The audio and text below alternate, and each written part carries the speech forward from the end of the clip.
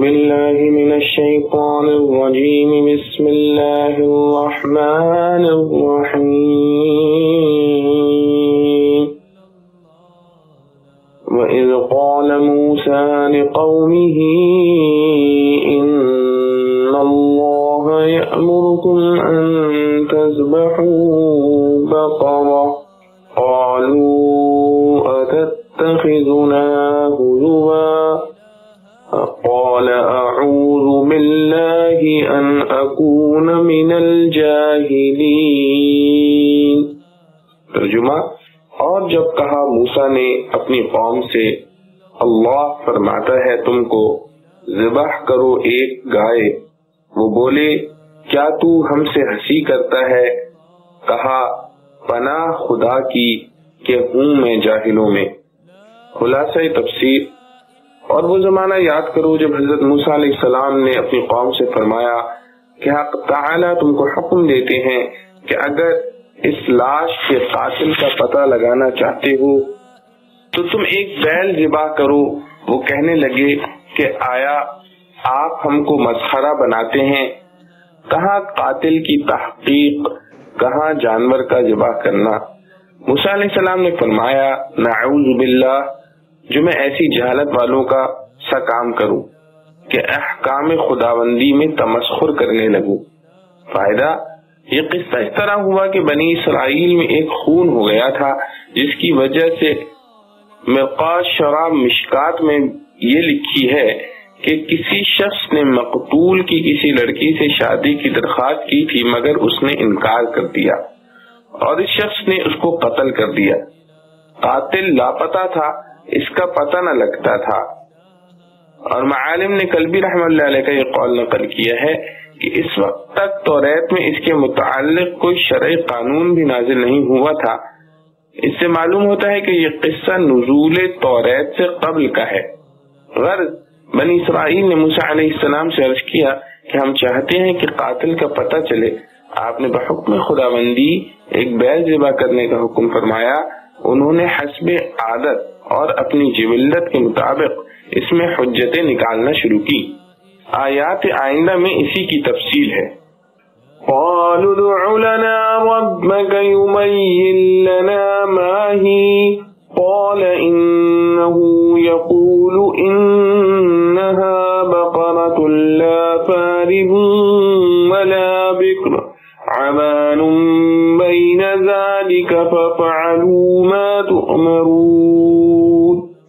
قالوا ادع لنا ربك يبين لنا ما لونها قال إنه يقول إنها بقرة صفراء فاقع لونها تسر الناظرين۔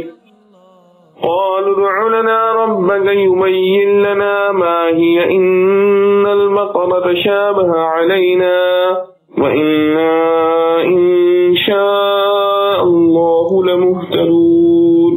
قال إنه يقول إنها بقرة لا ذلول تثير الأرض ولا تسقي الحرث مسلمة لا شية فيها قالوا الآن جئت بالحق فذبحوها وما كادوا يفعلون۔ ترجمہ: بولے کہ دعا کر ہمارے واسطے اپنے رب سے کہ بتا دے ہم کو کہ وہ گائے کیسی ہو۔ کہا وہ فرماتا ہے کہ وہ ایک گائے ہے، نہ بوڑھی ہے اور نہ بن بیاہی، درمیان میں ہے بڑھاپے اور جوانی کے۔ اب کر ڈالو جو تم کو حکم ملا ہے۔ بولے کہ دعا کر ہمارے واسطے اپنے رب سے کہ بتا دے ہم کو کہ کیسا ہے اس کا رنگ۔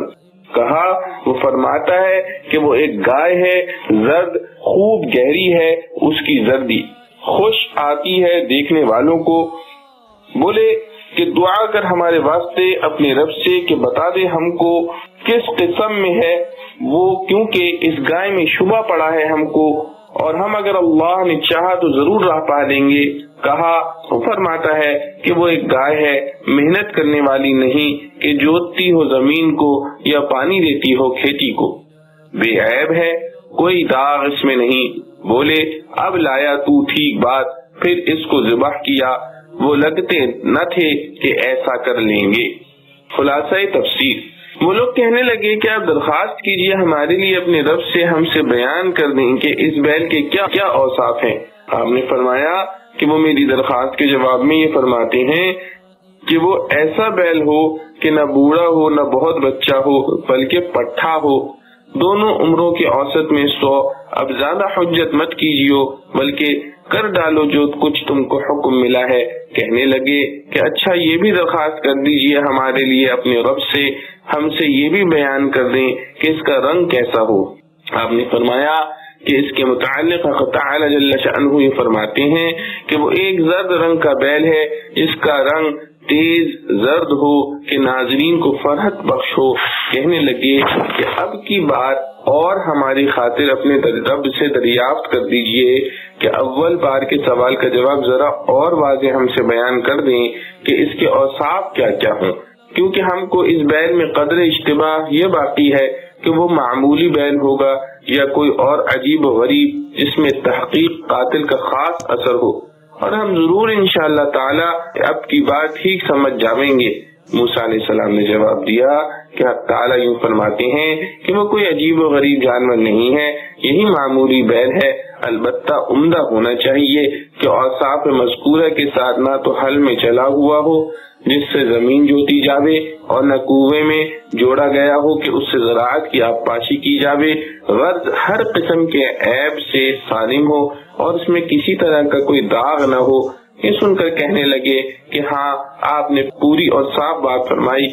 القصہ جانور تلاش کر کے خریدا، پھر اس کو ذبح کر دیا، حالانکہ بظاہر کرتے ہوئے معلوم نہ ہوتے تھے۔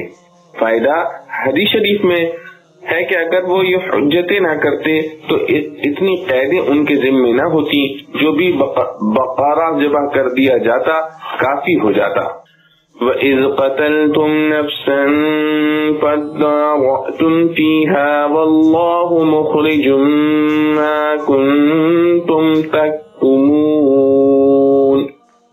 فَقُلْنَا اضْرِبُوهُ بِبَعْضِهَا كَذَلِكَ يُحْيِي اللَّهُ الْمَوْتَى وَيُرِيكُمْ آيَاتِهِ لَعَلَّكُمْ تَعْقِلُونَ۔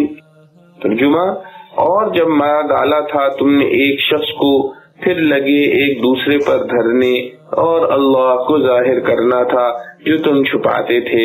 پھر ہم نے کہا مارو اس مردے پر اس گائے کا ایک ٹکڑا، اسی طرح زندہ کرے گا اللہ مردوں کو اور دکھاتا ہے تم کو اپنی قدرت کے نمونے تاکہ تم غور کرو۔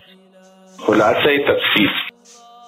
اور وہ زمانہ یاد کرو جب تم لوگوں میں سے کسی نے ایک آدمی کا خون کر دیا، پھر اپنی برات کے لیے ایک دوسرے پر ڈالنے لگے، اور اللہ تعالی کو اس امر کا ظاہر کرنا منظور تھا جس کو تم میں کے مجرم اور مشتبہ لوگ مخفی رکھنا چاہتے تھے۔ اس لیے ذبح بقرہ کے بعد ہم نے حکم دیا کہ اس مقتول کی لاش کو اس بقرہ کے کوئی سے ٹکڑے سے چھوا دو، چنانچہ چھوانے سے وہ زندہ ہو گیا۔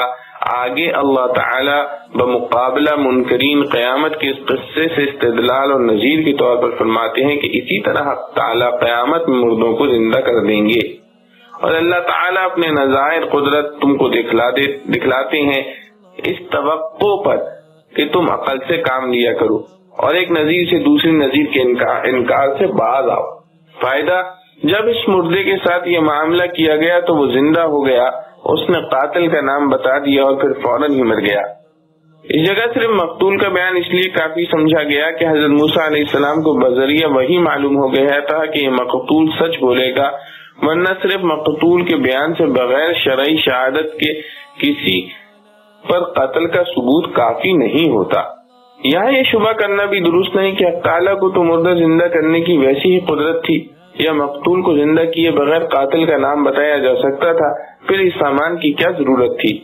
تو بات یہ ہے کہ حق تعالیٰ کا کوئی فعل ضرورت اور مجبوری کی وجہ سے تو ہوتا نہیں، بلکہ مصلحت اور حکمت کے لیے ہوتا ہے، اور ہر واقعے کی حکمت اللہ تعالیٰ ہی کے احاطہ علمی میں آ سکتی ہے۔ نہ ہم اس کے مکلف ہیں کہ ہر واقعے کی مصلحت معلوم کریں، اور نہ یہ ضروری ہے کہ ہر واقعے کی حکمت ہماری سمجھ میں آ جائے۔ اس لیے اس کے پیچھے پڑ کر اپنی عمر عزیز ضائع کرنے کے بجائے بہتر طریقہ تسلیم و سکوت کا ہے۔ ثم قست قلوبكم من بعد ذلك ذلك فهي كالحجارة أو أشد قسوة وإن من الحجارة لما يتفجر منه الأنهار وإن منها لما يشقق فيخرج منه الماء وإن منها لما يهبط من خشية الله وما الله بغافل عما تعملون۔ ترجمہ، پھر تمہارے دل سخت ہو گئے اس سے کہ بعد سو وہ ہو گئے جیسے پتھر یا ان سے بھی سخت، اور پتھروں میں تو ایسے بھی ہیں جن سے جاری ہوتی ہیں نہریں، اور ان میں ایسے بھی ہیں جو پھٹ جاتے ہیں اور نکلتا ہے ان سے پانی، اور ان میں ایسے بھی ہیں جو گر پڑتے ہیں اللہ کے ڈر سے، اور اللہ بے خبر نہیں تمہارے کاموں سے۔ خلاصہ تفسیر، گزشتہ واقعات سے متاثر نہ ہونے پر شکایت کے طور پر ارشاد ہوتا ہے، ایسے واقعات کے بعد چاہیے تھا کہ تم لوگوں کے دل بالکل نرم اور حق تعالیٰ کی عظمت سے پر ہو جاتے، لیکن تمہارے دل پھر بھی سخت ہی رہے، تو یوں کہنا چاہیے کہ ان کی مثال پتھر کی سی ہے، یا یوں کہیے کہ وہ سختی میں ان سے بھی زیادہ ہیں، اور زیادہ سخت اس وجہ سے کہا جاتا ہے کہ بعض پتھر تو ایسے ہیں جن سے بڑی بڑی نہریں پھوٹ کر چلتی ہیں، اور انہی پتھروں میں بعض ایسے ہیں کہ جو شق ہو جاتے ہیں، پھر ان سے اگر زیادہ نہیں تو تھوڑا ہی پانی نکل آتا ہے، اور انہی پتھروں میں بعض ایسے ہیں جو خدا تعالیٰ کے خوف سے اوپر سے نیچے لڑک آتے ہیں اور تمہارے قلوب میں کسی قسم کا اثر ہی نہیں ہوتا، اور اس قساوت سے جو اعمال بد صادر ہوتے ہیں حق تعالیٰ تمہارے ان اعمال سے بے خبر نہیں ہے، بہت جلد تم کو سزا تک پہنچا دیں گے۔ فائدہ، اس جگہ پتھر کے 3 اثرات بیان کیے گئے ہیں۔ اول، ان سے زیادہ پانی نکلنا، دوم کم پانی نکلنا، ان دو میں تو کسی کو شبہ نہیں پڑتا۔ تیسری صورت یعنی خدا کے خوف سے پتھر کا نیچے آ گرنا، اس میں ممکن ہے کہ کسی کو شبہ ہو کیونکہ پتھر کو تو عقل اور حس نہیں ہے، سو یہاں یہ سمجھ لینا چاہیے کہ خوف کے لیے عقل کی تو ضرورت نہیں، کیونکہ حیوانات لا یا عقل میں خوف کا مشاہدہ ہوتا رہتا ہے۔ البتہ حس کی ضرورت ہوتی ہے، لیکن جمادات میں اتنی بھی حس نہ ہونے کی کوئی دلیل نہیں، کیونکہ حس حیات پر موقوف ہے، اور بہت ممکن ہے کہ ان میں ایسی لطیف حیات ہو جن کا ہم کو ادراک نہیں ہوتا، جیسا جو ہر دماغ کے احساس کا بہت سے عقلاء کو ادراک نہیں ہوتا، وہ محض دلائل سے اس کے قائل ہوتے ہیں۔ تو دلائل طبیعیہ سے ظاہر نص قرآن کی دلالت اور قوت کسی طرح بھی کم نہیں۔ پھر ہمارا یہ دعویٰ بھی نہیں کہ ہمیشہ پتھر گرنے کی علت خوف ہی ہو، کیونکہ اللہ تعالیٰ نے یہ فرمایا ہے کہ بعض پتھر اس وجہ سے گر جاتے ہیں، سو بہت ممکن ہے کہ گرنے کے اسباب مختلف ہوں، ان میں سے بعض طبعی ہو اور ایک سبب خوف خدا بھی ہو۔ اس مقام پر 3 قسم کے پتھروں کے ذکر میں ترتیب نہایت لطیف اور افادہ مقصود نہایت بلیغ انداز میں کیا گیا ہے، یعنی بعض پتھروں میں تاثر اتنا قوی ہے جس سے نہریں جاری ہو جاتی ہیں، جن سے مخلوق خدا فائدہ اٹھاتی ہے، اور ان یہودیوں کے دل ایسے بھی نہیں کہ مخلوق خدا کی تکلیف و مصیبت میں پگھل جائیں، اور بعض پتھروں میں ان سے کم تاثر ہوتا ہے جس سے کم نفع پہنچتا ہے، تو یہ پتھر بنسبت اول کے کم نرم ہوئے، اور ان کے قلوب ان درجے دوم کے پتھروں سے بھی سخت ہیں، اور بعض پتھروں میں گوئی درجے کا اثر نہیں، مگر پھر بھی اثر تو ہے کہ خوف خدا سے نیچے گراتے ہیں۔ گو درجے میں پہلی قسموں سے ضعیف تر ہیں، مگر ان کے قلوب میں تو کم درجہ اور ضعیف ترین جذبہ انفعال بھی نہیں۔ أفتطمعون أن يؤمنوا لكم وقد كان فريق منهم يسمعون كلام الله ثم يحرفونه من بعد ما عقلوه وهم يعلمون۔ ترجمہ، اب کیا تم اے مسلمانوں توقع رکھتے ہو کہ وہ مانے تمہاری بات؟ اور ان میں ایک فرقہ تھا کہ سنتا تھا اللہ کا کلام، پھر بدل ڈالتے تھے اس کو جان بوجھ کر، اور وہ جانتے تھے۔ خلاصہ تفسیر، مسلمان یہودیوں کو مومن بنانے کی جو کوشش کر رہے تھے اس میں کلفت اٹھاتے تھے، تو یہود کے حالات و واقعات بتا کر اور سنا کر مسلمانوں کی امید کا انقطاع کر کے ان کی کلفت اس آیت کے ذریعے دفع فرماتے ہیں۔ اے مسلمانوں، کیا یہ سارے قصے سن کر اب بھی تم توقع رکھتے ہو کہ یہ یہودی تمہارے کہنے سے ایمان لے آئیں گے؟ حالانکہ ان سب مذکورہ قصوں سے بڑھ کر ایک اور بات بھی ان سے ہو چکی ہے. ان میں کچھ لوگ ایسے گزرے ہیں کہ اللہ تعالیٰ کا کلام سنتے تھے اور پھر اس کو کچھ کر ڈالتے تھے، اور اس کو سمجھنے کے بعد ایسا کرتے، اور لطف یہ کہ یہ بھی جانتے تھے کہ ہم برا کر رہے ہیں. محض اغراض نفسانیہ اس کارروائی کا باعث ہوتی. فائدہ مطلب یہ ہے کہ جو لوگ ایسے بے باک اور اغراض نفسانی کے اسیر ہوں، وہ کسی کے کہنے سننے سے کب باز آنے والے اور کسی کی کب سننے والے ہیں. اور کلام اللہ سے مراد یا تو توریت ہے، اور سماع سے مراد بواسطہ انبیاء علیہ السلام کی ہے، اور تحریف سے مراد اس کے بعد کلمات یا تفاسیر یا دونوں بدل ڈالنا ہے. اور یا کلام سے وہ مراد وہ کلام ہے جو ان 70 آدمیوں نے بطور تصدیق موسیٰ علیہ السلام کو طور پر سنا تھا. اور سماع سے مراد بلا واسطہ، اور تحریف سے مراد قوم سے یہ نقل کر دینا کہ اخیر میں اللہ تعالی نے یہ بھی فرما دیا تھا کہ جو حکم تم سے ادا نہ ہو سکے وہ معاف ہے. امور مذکورہ بالا میں سے کسی امر کا صدور کو ان یہودیوں سے نہ ہوا جو حضرت صلی اللہ علیہ وسلم کے زمانے میں موجود تھے، لیکن چونکہ یہ لوگ بھی اپنے اسلاف کے ان اعمال پر انکار و نفرت نہ رکھتے تھے، اس لیے حکماً یہ بھی ویسے ہی ہوئے.